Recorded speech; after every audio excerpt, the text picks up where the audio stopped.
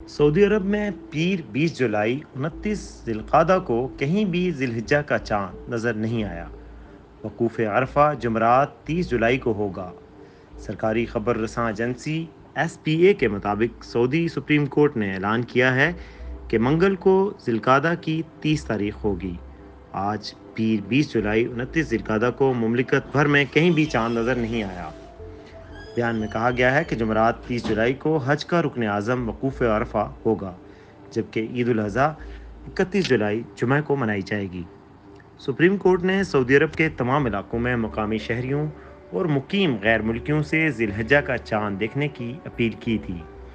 इधर मिस्री दारुल अफ्ता ने कहा है कि जिलहज्जा के चांद के सिलसिले में सऊदी अरब में रोयत हिलाल के फैसले की पैरवी की जाएगी।